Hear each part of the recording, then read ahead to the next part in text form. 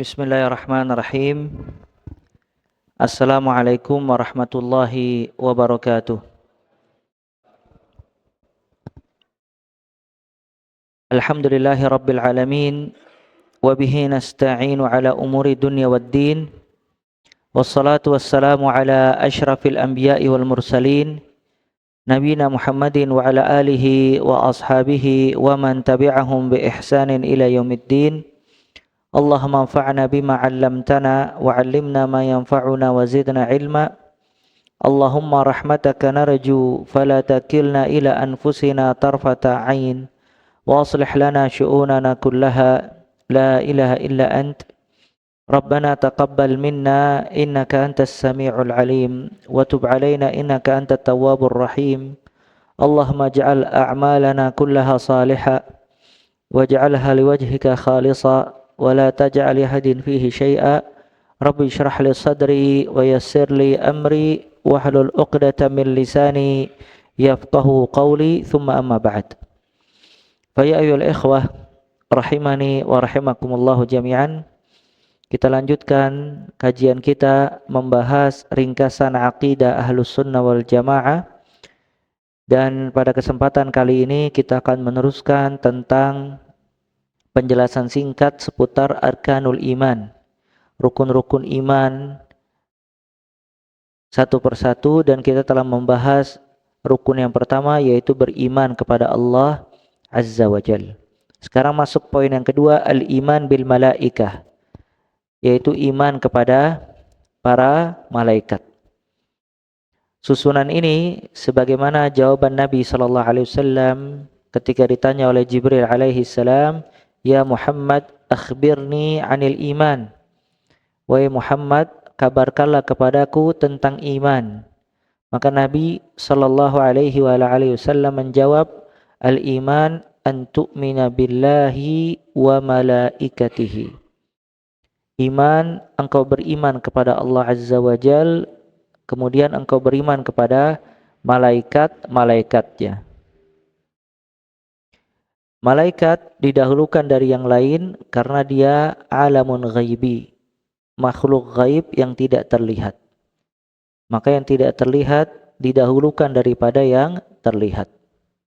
Kemudian malaikat merupakan makhluk Allah yang agung. Allah Ta'ala mengatakan tentang malaikat di dalam Al-Quran, ibadun mukramun. Mereka hamba-hamba Allah Azza wa Jal yang mulia. Mereka yusabbihuna laila wan nahar la yafturun. Senantiasa bertasbih kepada Allah siang dan malam dan tidak pernah putus. Allah Ta'ala menciptakan mereka dari nur, cahaya. Dan mereka senantiasa sujud dan beribadah kepada Allah Azza wa Jal. Iman kepada malaikat mencakup beberapa perkara. Yang pertama, al-iman biwujudihim. Iman akan wujud para malaikat. Bahwasanya malaikat itu ada dengan wujudnya. Allah Ta'ala mengatakan di dalam Al-Quran, ja'ilil malaika uli ajnihatin masna wa thulas. Allah Ta'ala menjadikan malaikat, mereka makhluk-makhluk yang memiliki sayap-sayap. Diciptakan oleh Allah Azza wa Jalla dari cahaya dan memiliki sayap-sayap, dan jumlah mereka sangat banyak. Ya, sampai disebutkan di dalam hadis, at-tatis sama wa kana laha huqqan an ya'id. Bumi atau langit itu mengeluarkan suara menunjukkan beratnya mereka, dan mereka berhak mengeluarkan suara tadi karena tidak ada sejengkal melainkan di situ ada malaikat sujud kepada Allah Azza wa Jalla. Ini menunjukkan kalau jumlah malaikat sangat banyak sekali. Ya, jumlah malaikat sangat banyak sekali, tidak ada yang mengetahui jumlahnya melainkan Allah Azza wa Jalla. Maka malaikat ada wujudnya. Dan ini bantahan sebagian orang yang mengatakan kalau malaikat tidak ada wujud. Malaikat itu ibarat semua keinginan perbuatan baik. Maka apabila seseorang ada keinginan berbuat baik, itu dikatakan malaikat. Dan apabila ada keinginan berbuat buruk, itu dikatakan syaitan. Dan ini pemahaman yang batil. Yang benar, kalau malaikat ada wujudnya, begitu juga syaitan ada wujudnya. Dan malaikat selalu berbuat baik dan menyeru kepada kebaikan dan bersama sama orang-orang yang baik, sedangkan syaitan menyuruh kepada kejahatan dan selalu bersama dengan orang-orang yang berbuat maksiat dan jahat. Kemudian yang kedua, al-iman bismi man ulima ismuhu ka Jibril. Beriman yang diketahui dari nama-namanya. Mengimani malaikat yang diketahui dari nama-namanya. Allah Ta'ala menyebutkan di dalam Al-Quran dan juga Nabi SAW menyebutkan di dalam hadis beberapa nama malaikat. Seperti doa Nabi SAW di dalam doa iftitah salat malam, Allahumma rabba Jibril wa Mikail wa Israfil. Ya Allah, Rabbnya Jibril. Siapa Jibril? Jibril. Wa Mikail wa Israfil. Ya, Nabi SAW menyebut 3 nama malaikat, Jibril, wa Mikail, wa Israfil. Kemudian juga Allah Ta'ala menyebutkan di dalam Al-Quran Malik, Khazin Jahannam, penjaga neraka Jahannam. Ada malaikat namanya malaikat Malik. Begitu juga disebutkan Malakul Maut, malaikat pencabut nyawa. Ya, dan seterusnya. Yang kita ketahui nama-namanya dari sumber yang sahih, baik Al-Quran maupun As-Sunnah, maka kita mengimaninya. Dan yang tidak kita ketahui nama-namanya, maka kita mengimaninya mujmal secara global. Kemudian beriman kepada malaikat. Yang ketiga, al-iman bisifatin man ulima wasfuhu ka Jibril aidan. Yang kedua, kita mengimani dari sifat-sifatnya yang diketahui. Mengimani dari sifat-sifatnya yang diketahui. Seperti Jibril alaihi salam. Ya, dan Nabi SAW melihat Jibril alaihissalam dalam wujud aslinya 2 kali. Yang pertama ketika menerima wahyu, yang kedua ketika Mi'raj. Dan disebutkan Jibril alaihissalam memiliki 600 janah, 600 sayap. Satu sayapnya menutupi ufuk bumi, langit bumi. Dan ini menunjukkan besarnya makhluk yang bernama Jibril alaihissalam. Oleh karena itu disebutkan di dalam riwayat Nabi SAW ketika di usia 40 tahun sering tahannuts, sebagaimana disebutkan Aisyah radhiyallahu taala anha dalam riwayat Bukhari. Tahannuts maksudnya Nabi berdiam diri dalam rangka beribadah kepada Allah, meninggalkan orang-orang jahiliyah dengan segala macam keburukannya. Namun di tengah perjalanan ada yang memanggil, ya Muhammad, wahai Muhammad. Maka Nabi SAW melihat ke depan, tidak ada orang, ke belakang, ke kiri, dan ke kanan. Ketika Nabi SAW melihat ke atas, maka Nabi SAW melihat wujud Jibril dengan aslinya. Dan Jibril alaihissalam sangat besar. Tadi kita sebutkan dia memiliki 600 sayap. Satu sayapnya menutupi langit bumi. Dan Nabi SAW ketika melihat wujud Jibril dan sifatnya tadi, jatuh tersungkur ke tanah. Maka beliau alaihissalam segera kembali dan berkata kepada Khadijah radhiyallahu taala anha, dathiruni, dathiruni. Selimuti aku, selimuti aku. Hingga Allah Ta'ala menurunkan surat Al-Muddathir, ya ayyuhal Muddathir qum fa'anzir. Wahai orang yang berselimut, bangun dan berilah peringatan. Dan ayat ini mengangkat Muhammad SAW menjadi seorang Rasul. Sedangkan yang pertama turun kepada beliau SAW surat Al-Alaq. Iqra bismi rabbikal ladzi khalaq. Itu mengangkat beliau SAW menjadi seorang Nabi. Di sini diketahui perbedaan antara Nabi dan Rasul. Karena ketika Nabi SAW diangkat menjadi seorang Nabi, belum diperintahkan untuk berdakwah. Namun ketika diturunkan kepada beliau Al-Muddathir, maka beliau mulai berdakwah di jalan Allah Azza wa Jalla. Maka ya, itu perbedaan antara Nabi dan Rasul. Cuman Nabi SAW melihat wujud dan sifat Jibril alaihi salam. Wal iman bi a'malihim wa wadha'ifihim mithlu amali Jibril yanzilu al-wahyi wa Malik khazinun nar. Kemudian yang keempat, beriman dengan tugas-tugas mereka, dengan tugas-tugas para malaikat. Ya. Tadi doa Nabi SAW, Allahumma rabba Jibril wa Mikail wa Israfil. Ya Allah, Rabb Jibril. Apa tugasnya Jibril alaihi salam? Apa ikhwat tugasnya Jibril? Menurunkan wahyu atau menyampaikan wahyu. Mikail, apa tugasnya Mikail? Ya, menurunkan air hujan. Israfil, meniupkan sangkakala. Para ulama menyebutkan hikmah kenapa ketika salat malam Nabi SAW membaca doa ini. Allahumma rabba Jibril wa Mikail wa Israfil. Ya Allah, Rabb Jibril, Mikail, dan Israfil. Karena tiga malaikat ini membawa kehidupan. Jibril alaihissalam menyampaikan wahyu, dan wahyu menghidupkan hati yang mati. Mikail menurunkan air hujan, maka air hujan menghidupkan tanaman-tanaman yang mati dan tanah-tanah yang kering. Dan Israfil meniupkan sangkakala, menghidupkan orang-orang atau manusia yang dimatikan kemudian dihidupkan kembali oleh Allah Azza wa Jal lewat tiupan sangkakala Israfil. Maka disunnahkan ketika seseorang salat malam membaca doa iftitah dalam salatnya, doa tadi, karena dia dihidupkan setelah mati.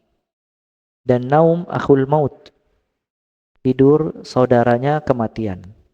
Kalau dia dihidupkan oleh Allah Azza wa Jal, kalau dia dihidupkan oleh Allah Azza wa Jal, maka menunjukkan kesempatan untuk beribadah, untuk mengerjakan kebajikan. Kemudian di salat malam dia membaca doa iftitah tadi, mengingatkan ya kalau yang menghidupkan dan mematikan adalah Allah Azza wa Jal. Ya. Kemudian Malik juga tugasnya tadi apa? Penjaga api neraka. Itu tadi iman kepada para malaikat. Ada berapa poinnya? Ada 4. Yang pertama, iman dengan wujud mereka. Yang kedua, iman dengan nama mereka yang diketahui. Yang ketiga, iman dengan sifat-sifat mereka yang diketahui. Dan yang keempat, iman dengan tugas mereka. Kemudian selanjutnya, al-iman bil kutub. Iman dengan kitab-kitab Allah Azza wa Jal. Sebagaimana sabda Nabi SAW, an tu'mina billahi wa malaikatihi wa kutubihi. Atau beriman kepada Allah, kepada para malaikatnya, dan kepada kitab-kitabnya. Maka yang ketiga adalah kitab-kitab Allah Azza wa Jal, karena itu merupakan firman Allah Subhanahu wa ta'ala. Iman dengan kitab-kitab Allah mencakup beberapa perkara. Yang pertama, tasdiq kauniha min indillah. Mempercayai kalau mereka datangnya dari sisi Allah Azza wa Jal. Kalau kitab-kitab Allah semuanya datangnya dari sisi Allah Subhanahu wa ta'ala. Allah yang mengatakannya lewat lafaz dan juga maknanya. Allah menyampaikan kepada Jibril, kemudian Jibril menyampaikan kepada para rasul. Ya. Kemudian yang kedua, tasdiq ma akhbarat bihi. Mempercayai apa yang dikabarkan di dalam kitab tersebut. Mempercayai apa yang dikabarkan dari kitab tersebut. Ya. Maka harus dipercaya semua kabar yang ada di dalam kitab-kitab tersebut. Cuman kitab-kitab selain dari Al-Quran itu sudah banyak ditahrif, diganti oleh ahlul kitab. Karena ahlul kitab dikatakan oleh Allah Azza wa Jal, yuharrifunal kalima an mawadhi'ihi. Mereka merubah kalimat-kalimat dari tempatnya. Artinya ahlul kitab memiliki kebiasaan tahrif, mengganti kitab-kitab mereka. Cuman Al-Quran, kitabnya dijaga langsung oleh Allah Azza wa Jal. Kata Allah Azza wa Jal, inna nahnu nazzalna dzikra wa inna lahu lahafidhun. Sesungguhnya kami yang menurunkan Al-Quran dan kami yang menjaganya langsung. Maka Al-Quran mendapat penjagaan Allah Azza wa Jal. Oleh karena itu tidaklah ada seorang yang berusaha untuk merubah Al-Quran, melainkan di situ pasti ada yang membantahnya. Merupakan penjagaan dari Allah Azza wa Jalla. Namun kitab-kitab sebelumnya itu banyak ditahrif oleh ahlul kitab. Oleh karena itu kitab-kitab sebelumnya tidak bisa dipercaya 100% karena sudah banyak ditahrif atau dirubah. Kemudian yang ketiga, al-iman bi asma'i ma'ulima minha kat-Taurat wa man lam yu'lam fayu'min bihi ijmalan. Kita mengetahui nama-nama dari kitab-kitab tersebut. Kita mengimani nama-nama yang diketahui dari kitab-kitab tersebut. Ya, mengimani nama-nama yang diketahui dari kitab-kitab tersebut. Seperti Taurat. Taurat, kitab yang Allah turunkan kepada siapa? Musa alaihissalam. Injil diturunkan kepada siapa? Isa alaihissalam. Zabur. Kepada siapa Zabur? Daud alaihissalam. Dan Al-Quran kepada Nabi Muhammad sallallahu alaihi wasallam. Dan juga ada suhuf. Inna hadza la fi suhufil ula suhufi Ibrahim wa Musa. Suhuf itu termasuk kitab yang Allah turunkan kepada Musa dan Ibrahim. Maka semua nama-nama yang diketahui kita mengimaninya. Yang tidak kita ketahui kita mengimaninya secara umum. Kemudian iltizam ahkamiha idza lam tunsakh. Yaitu mengamalkan hukum-hukumnya yang tidak dihapus. Artinya semua hukum-hukum yang ada di dalam kitab-kitab tersebut harus diamalkan. Cuman semuanya telah ditutup dan disempurnakan dengan Al-Quranul Karim. Ya, makanya para ulama menjelaskan dalam kitab-kitab usul syara' man qablana. Syariat sebelum kita. Apakah syariat sebelum kita itu termasuk syariat kita apa tidak? Karena Allah Ta'ala menjadikan syir'atan wa minhaja. Ada syariat-syariat dan juga ada manhaj. Dan setiap nabi memiliki syariat-syariat tersendiri khusus bagi mereka. Dan semua syariatnya telah disempurnakan dengan syariat Nabi Muhammad sallallahu alaihi wasallam. Tapi ada syara' man qablana. Syariat sebelum kita. Maka syariat sebelum kita apakah syariat kita atau tidak? Dan itu dirinci oleh para ulama. Dikatakan kalau syariat sebelum kita menyelisihi syariat kita, maka kita tinggalkan syariat tersebut. Artinya syariat sebelum kita menyelisihi syariat kita. Seperti di zaman Nabi Musa alaihi salam, seseorang apabila berbuat dosa dan ingin bertobat, dia harus bunuh diri. Sebagaimana firman Allah Azza wa Jal dalam surat Al-Baqarah, faqtulu anfusakum, bunuhlah diri kalian. Maka datang syariat kita. Syariat kita seseorang apabila ingin bertaubat tidak perlu bunuh diri. Cukup beristighfar, bertaubat dan kembali kepada Allah Azza wa Jalla. Maka dengan ini syariat sebelum kita dihapus dan diganti dengan syariat kita. Nah, apabila syariat sebelum kita sama dengan syariat kita, maka kita mengamalkannya bukan karena syariat sebelum kita mengamalkannya karena disyariatkan dalam perintah kita. Yang ada khilaf di antara para ulama, apabila syariat sebelum kita tidak ada perintah dan juga tidak ada larangan dan disebutkan dalam kitab Ushulul Fiqh. Kemudian poin selanjutnya al-iman birrusul, iman kepada rasul Allah Azza wa Jal.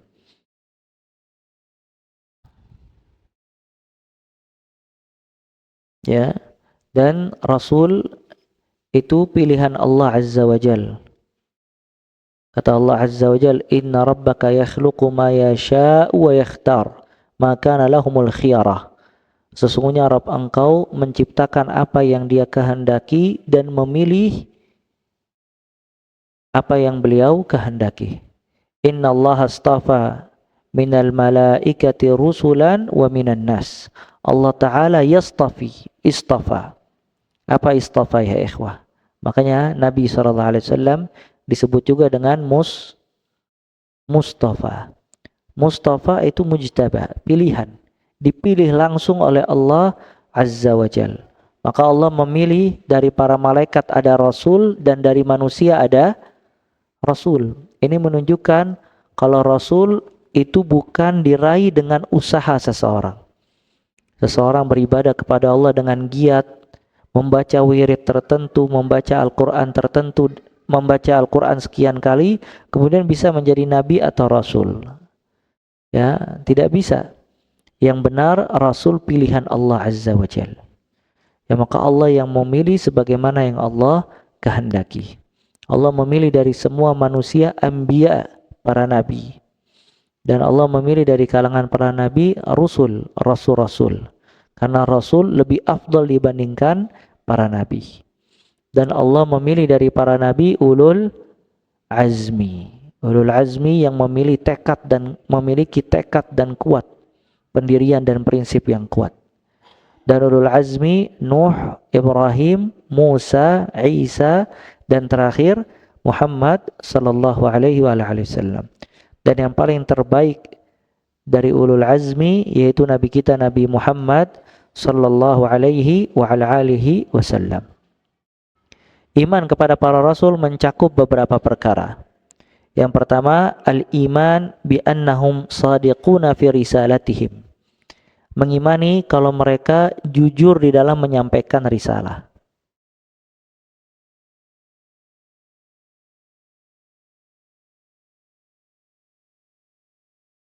Atau mengimani kebenaran risalah mereka. Mungkin itu lebih tepat. Al-iman bi annahum sadiquna fi risalatihim.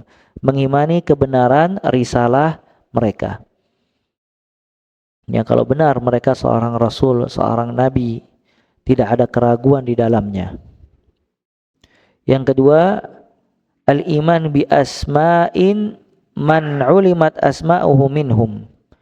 Mengimani nama-nama yang diketahui dari nabi dan rasul tersebut. Mengimani nama-nama yang diketahui dari mereka, yakni nabi dan rasul. Tadi kita sebutkan ya, ada para nabi dan para rasul. Nabi yang pertama adalah Adam alaihissalam. Kemudian setelah Adam siapa? Sebagian ahli sejarah mengatakan setelah Adam Idris. Cuman ini salah. Yang benar setelah Nabi Adam Nuh alaihissalam. Ya, sebagaimana perkataan Ibnu Abbas radhiyallahu taala anhuma, antara Adam dan Nuh itu 10 abad. Ya, semua manusia mentauhidkan Allah Azza wa Jalla. Kemudian terdapat kesyirikan. Maka Rasul pertama itu adalah Nuh alaihissalam setelah Nabi Adam alaihissalam. Bahkan disebutkan kalau Idris itu termasuk Nabi yang diutus kepada Bani Israel. Maka setelah Adam, Nuh. Ya. Kemudian ada Ibrahim. Dan Ibrahim alaihissalam Abul Anbiya julukannya. Bapaknya para nabi. Ya, karena kata Allah waja'alna fi dzurriyyatihi man-nubuwwa wal kitab. Kami jadikan anak keturunan Nuh dan Ibrahim banyak yang menjadi nabi dan diturunkan kitab-kitab. Ya. Ibrahim memiliki 2 anak, Ishak dan Ismail. Dan dari Ishak keluar nabi-nabi yang diutus kepada Bani Israel. Dan jumlahnya sangat banyak. Karena Bani Israel yasusuhul anbiya, selalu diikuti dengan nabi. Artinya tidak ada zaman waktu pada Bani Israel, melainkan di situ pasti ada nabi. Kalau nabi itu wafat, diutus lagi oleh Allah nabi. Nabi itu wafat, diutus lagi oleh Allah nabi. Ya, maka ini keutamaan Bani Israel. Dan semua nabi yang diutus ke Bani Israel itu dari turunan Ishak. Makanya nasab terbaik siapa? Nabi Yusuf alaihi salam. Yusuf ibn Ya'qub ibn Ishak ibn Ibrahim alaihi salam. Alaihimussalam. Lihat turunannya semuanya nabi. Yusuf, kemudian siapa? Ya'qub. Sedangkan Ya'qub punya banyak anak. Ya, cuman yang terbaik dari anaknya Yusuf. Yusuf, kemudian Ya'qub, kemudian siapa? Ishak, kemudian Ibrahim. Nah, dari Yusuf itu keluar 12 kabilah Bani Israel. Makanya dikisahkan ketika Musa alaihi salam melemparkan tongkat ke lautan, itu terbelah menjadi berapa? 12. Kenapa terbelah menjadi 12? Karena kabilah Bani Israel ada berapa? 12. Setiap kabilah melewati lorong yang telah disediakan oleh Allah Azza wa Jalla. Dan disebutkan di lorong-lorong tersebut, karena itu laut terbelah ke Taut, dia seperti gunung yang sangat tinggi. Dan subhanallah, Allah jadikan di tengah-tengah belahan lautan tersebut ada seperti jendela.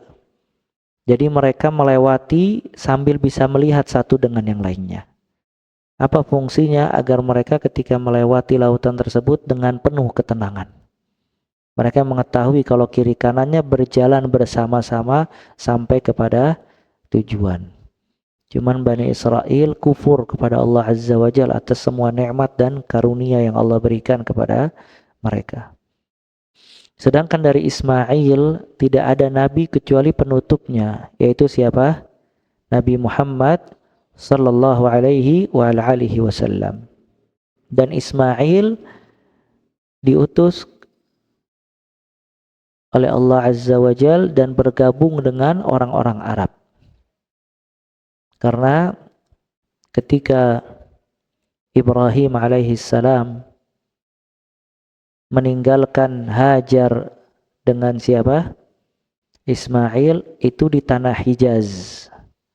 Di mana itu daerah Hijaz? Hijaz sekarang itu Mekah. Ya, Hijaz itu daerah Mekah. Ibrahim alaihissalam meninggalkan Hajar dan Ismail di tanah tandus yang dinamakan dengan Hijaz. Sampai terjadi tragedi Zam-Zam. Ketika keluar air Zam-Zam, maka dilihat oleh satu suku, namanya suku Jurhum. Suku Jurhum ini suku asli Arab. Dan Arab asli itu dari daerah Yaman. Maka Jurhum melihat banyak burung di langit berkumpul. Dan orang Arab apabila melihat burung-burung banyak berkumpul itu menunjukkan ada kehidupan. Maka Jurhum datang ke tempat tersebut dan mendapati ada dua orang, Hajar dengan Ismail. Kemudian mereka meminta izin untuk tinggal di situ bersama lantaran di sana ada mata air Zam-Zam. Maka suku Jurhum tinggal bersama Hajar dan Ismail, dan Ismail tara' wa nasya, besar bersama suku Jurhum hingga dia bisa berbicara bahasa Arab.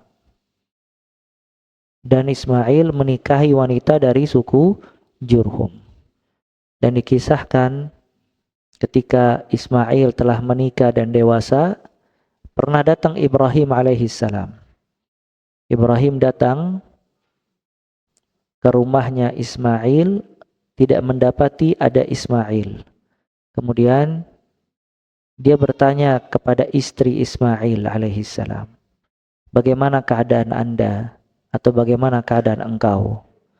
Maka kata istrinya, keadaan kita sulit, hidup sulit, penuh dengan kesulitan, tidak ada kenyamanan dan seterusnya. Maka Ibrahim mengatakan kepada istrinya, sampaikan salam kepadaku dan perintahkan dia untuk merubah kunci rumahnya atau pegangan kunci rumahnya. Maka ketika Ismail pulang, dikabarkan tadi Ibrahim datang dan dia mengatakan diperintahkan untuk mengganti kunci pintu rumahnya. Maka Ismail mengetahui maksud dari Ibrahim alaihissalam. Apa maksudnya? Disuruh ceraikan istrinya. Maka diceraikan oleh Ismail. Kemudian Ismail menikahkan lagi wanita sama dari suku Jurhum. Ya. Kemudian datang lagi Ibrahim alaihissalam. Dan tidak didapati Ismail di dalam rumahnya. Maka Ibrahim bertanya, bagaimana keadaan engkau? Kata dia, kita di atas kenikmatan, bersyukur kepada Allah Azza wa Jal. Ismail orang yang baik dan seterusnya. Maka Ibrahim mengatakan, sampaikan salam dariku dan kabarkan kepada dia untuk mempertahankan kunci rumahnya atau pegangan kunci rumahnya.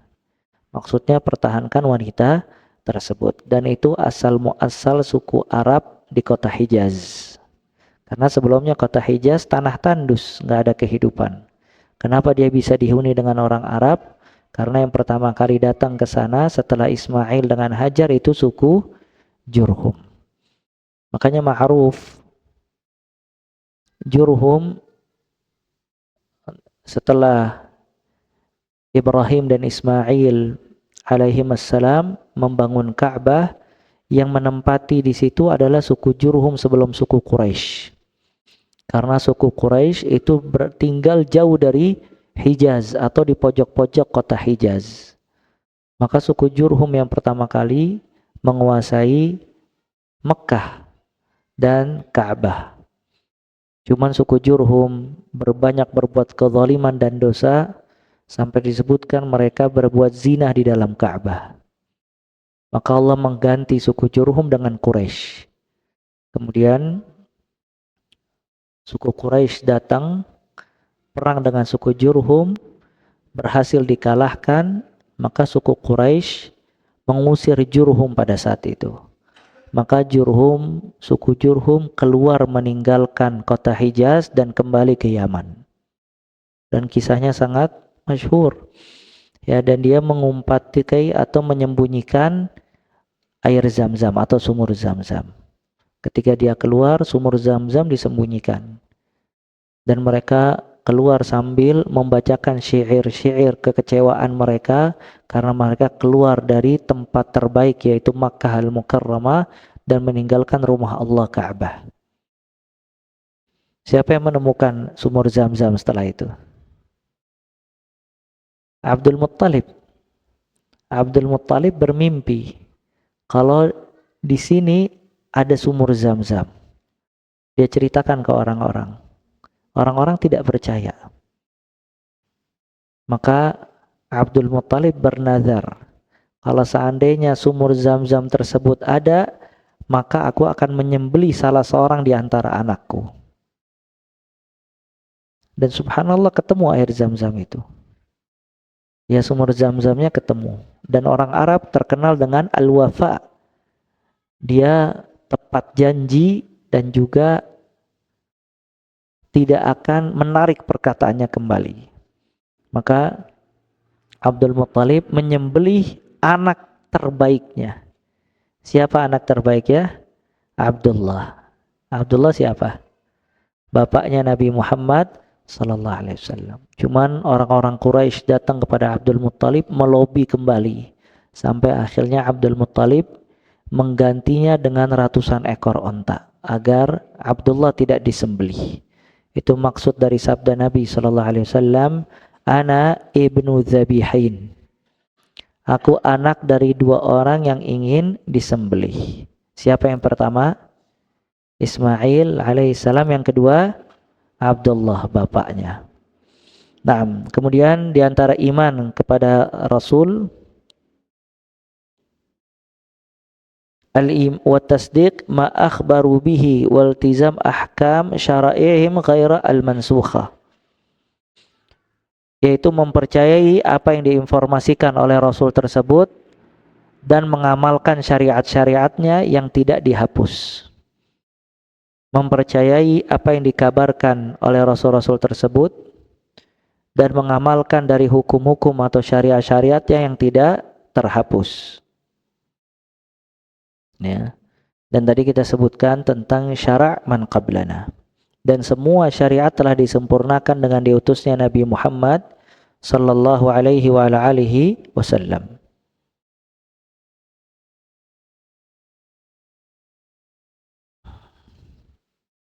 Bisa difahami ini? Jadi iman kepada Rasul ada berapa poin? Ada 3 ya atau 4 ya. Yang pertama mengimani kebenaran Rasul mereka. Yang kedua mengimani nama-nama yang diketahui dari Nabi dan Rasul. Yang ketiga mempercayai semua kabar dan informasi yang dikabarkan oleh mereka. Yang keempat, mengamalkan hukum dan syariat yang dibawa oleh mereka. Dan semua syariat telah disempurnakan dengan diutusnya Nabi Muhammad sallallahu alaihi wasallam. Kemudian iman yang selanjutnya al-iman bil yaumil akhir. Iman kepada hari akhir.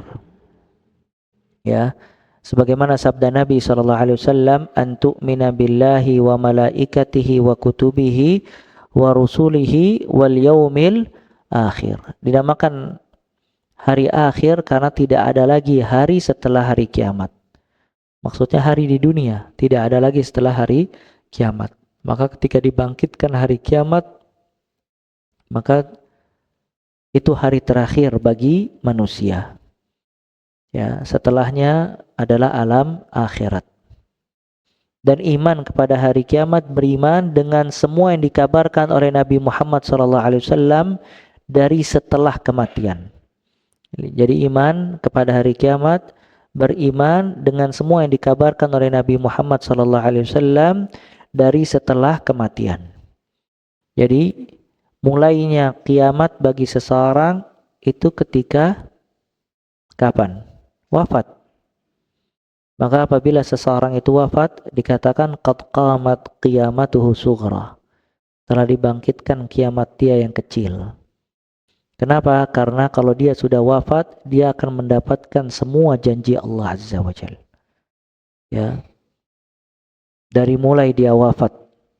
Ya, maka di antara iman kepada hari kiamat, kata para ulama, iman dengan nikmat kubur dan azab kubur.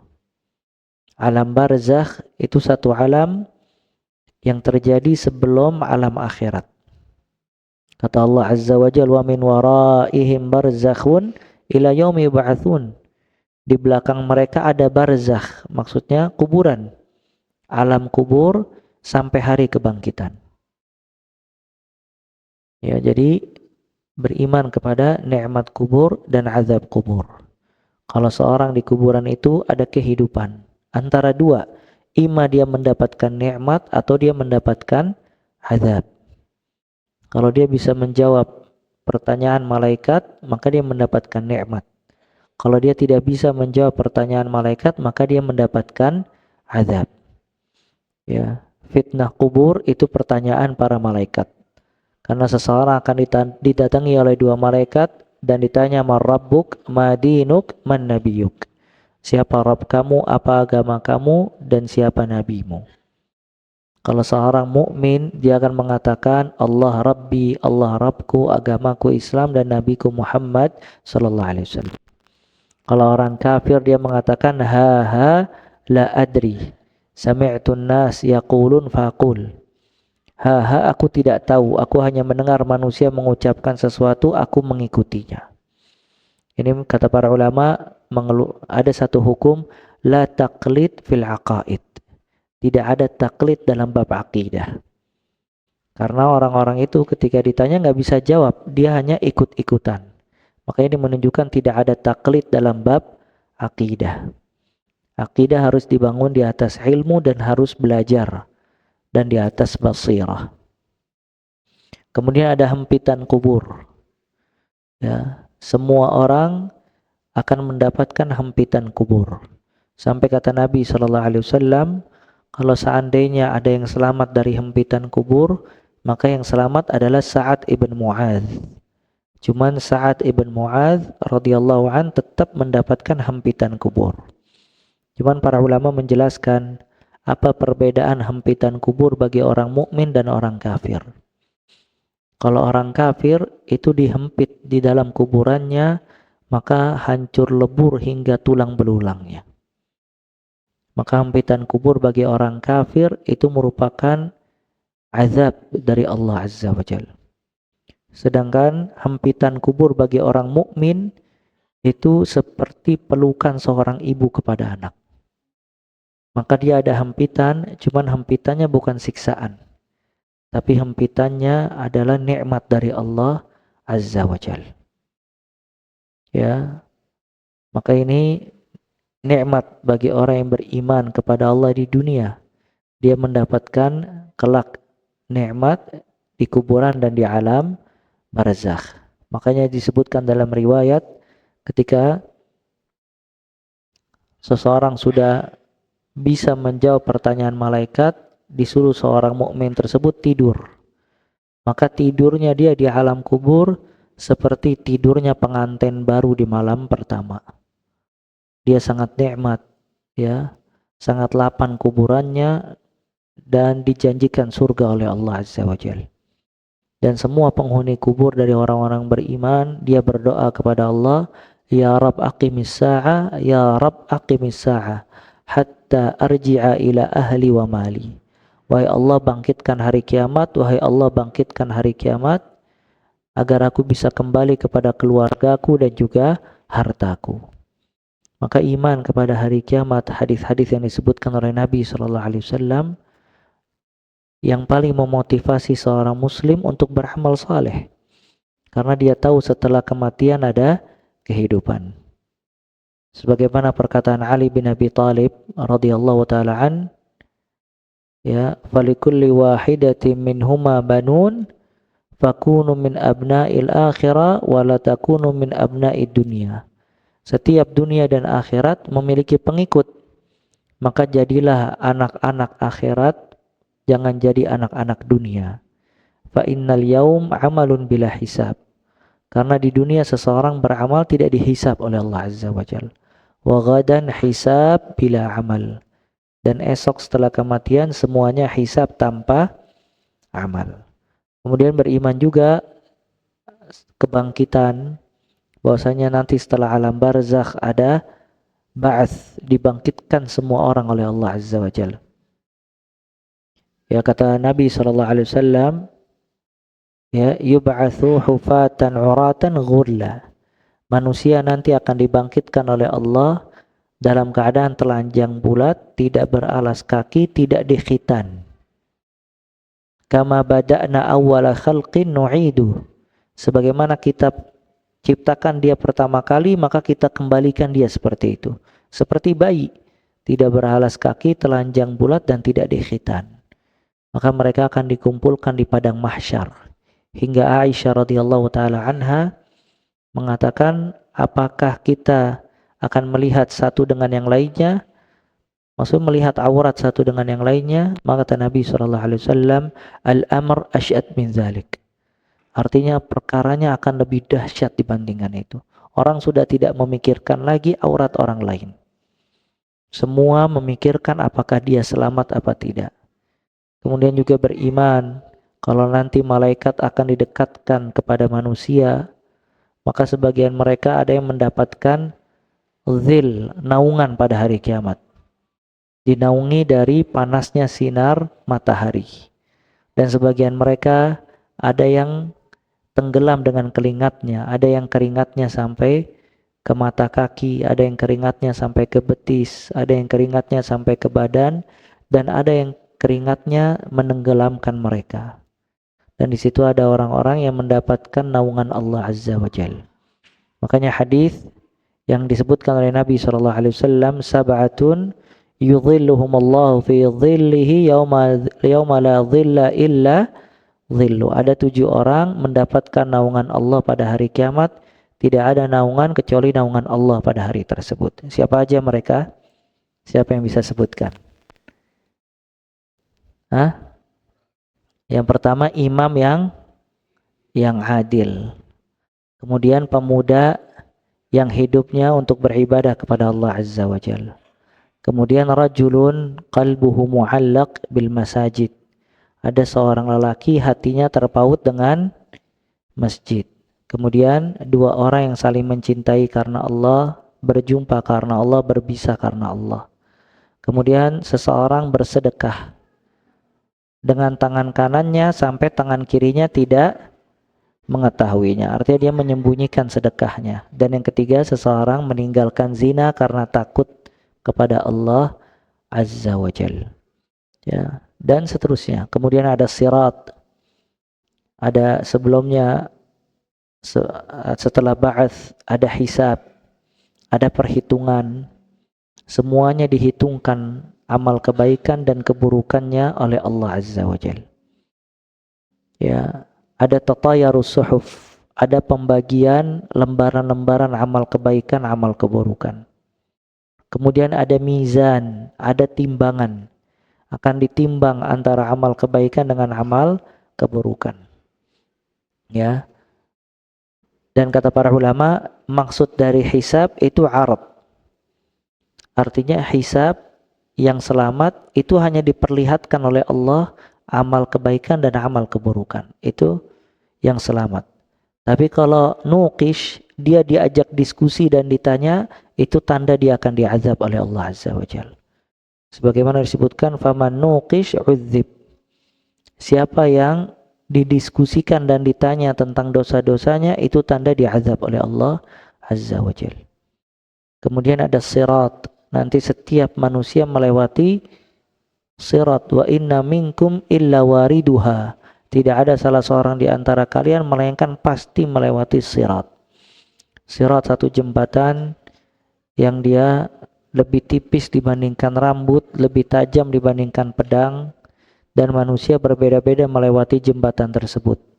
Ada yang melewatinya seperti kilat, ya, sangat cepat. Ada yang melewatinya seperti mengendarai kuda.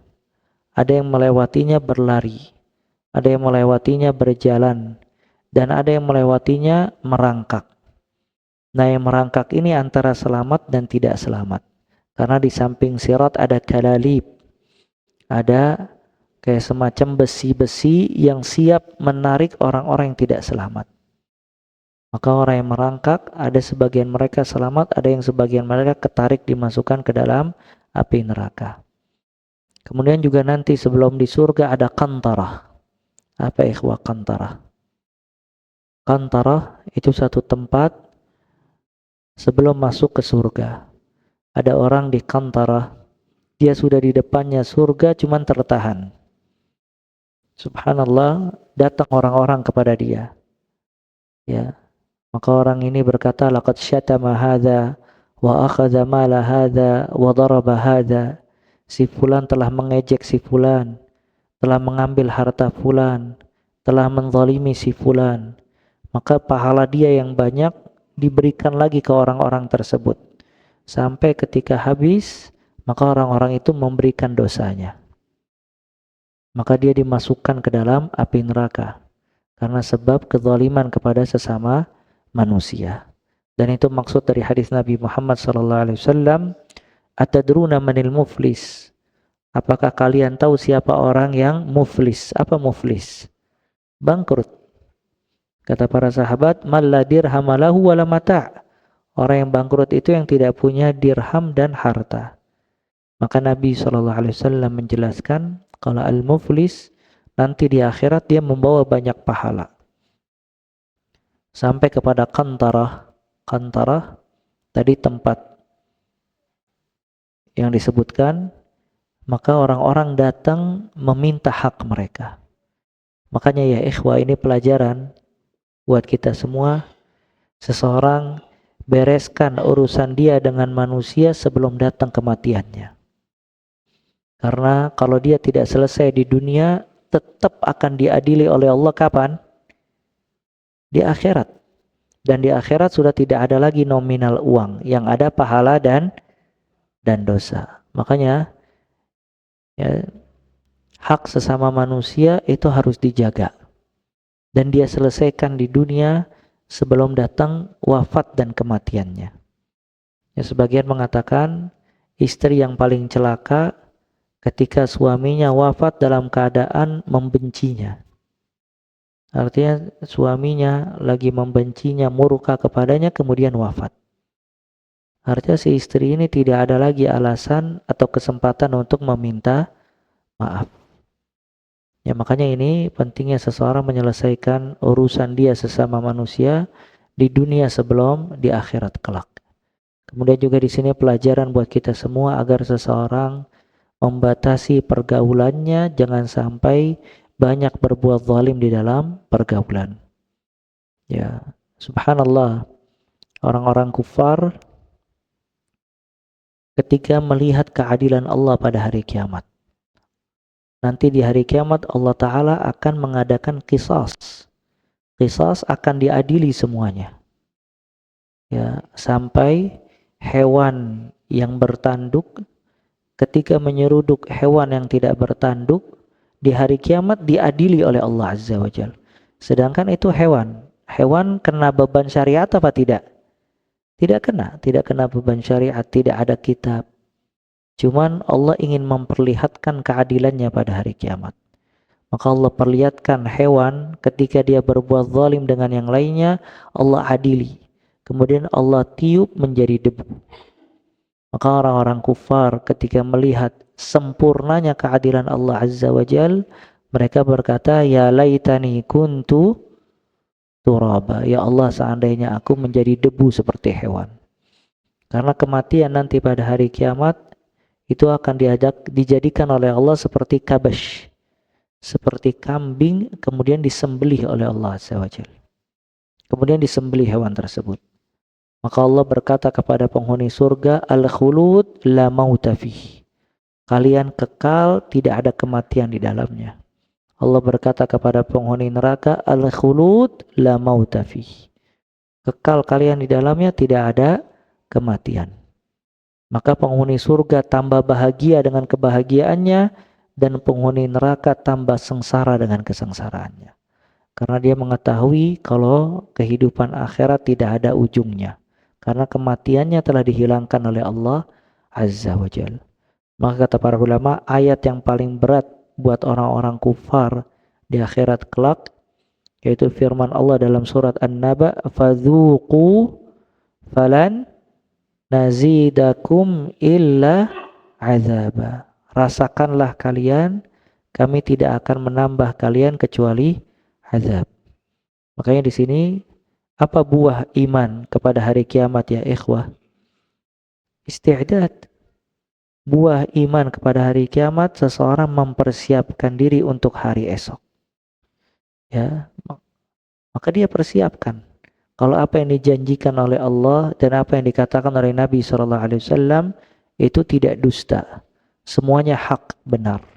Kalau dia beriman kepada hal tersebut, maka dia siapkan dirinya untuk bisa berjumpa kepada Allah dan selamat dari semua hal-hal yang berbahaya. Makanya subhanallah, ini fikih Abdullah bin Umar.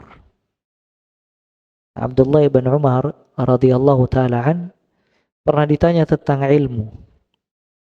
Kata Abdullah, ilmu apa yang harus saya pelajari? Orang itu bertanya kepada Abdullah bin Umar. Kata Abdullah bin Umar, al-ilmu kathir. Kata dia, ilmu ini banyak.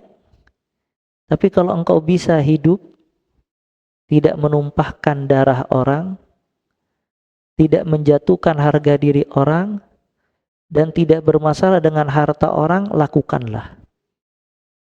Lihat, al-ilmu kathir, kata dia. Ilmu ini banyak.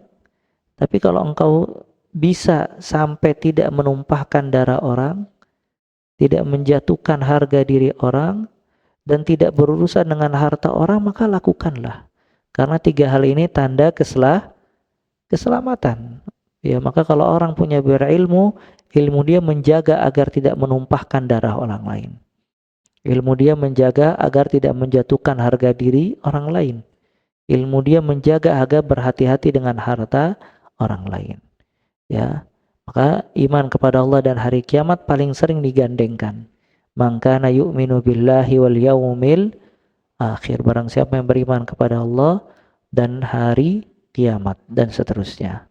Maka di sini pentingnya seseorang mempelajari iman, diantaranya iman hari kiamat, agar keimanan dia kepada hari kiamat membuat dia mempersiapkan diri berjumpa dengan Allah dan mempersiapkan diri untuk selamat dari azab Allah Azza wa Jal. Dan Nabi SAW ketika ada orang berdoa, Allahumma inni as'alukal jannah wa a'udzubika minan nar.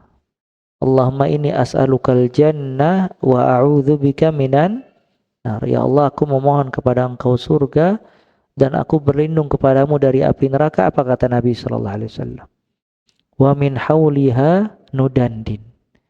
Hanya seputar itu kita meminta kepada Allah Azza wa Jalla. Artinya keinginan kita ingin masuk surga dan selamat dari api neraka. Buat apa kita sholat? Agar kita selamat dari azab Allah Azza wa Jalla dan masuk ke surga. Buat apa kita datang majelis ta'lim? Agar kita selamat dari azab Allah dan selamat dan masuk ke surga. Buat apa kita puasa, sedekah dan yang lainnya? Maka wa min hauliha nudandin. Sekitar itu kita minta kepada Allah Azza wa Jalla. Nah, kita cukupkan sampai sini ya ikhwah. Semoga bermanfaat. Insyaallah kita lanjutkan pekan depan beriman kepada takdir. Kemudian kita masuk pada poin yang selanjutnya. Ya, kita cukupkan sampai di sini. Tidak ada tanya jawab, dikhawatirkan hujan. Kita tutup dengan doa kafaratul majlis. Subhanakallah bihamdik, asyhadu an la ilaha illa anta astaghfiruka wa atubu ilaik. Wa sallallahu alaihi wa baraka ala abdika rasulika Muhammad wa akhiru da'wana alhamdulillahi rabbil alamin. Tsumma assalamu alaikum warahmatullahi wabarakatuh.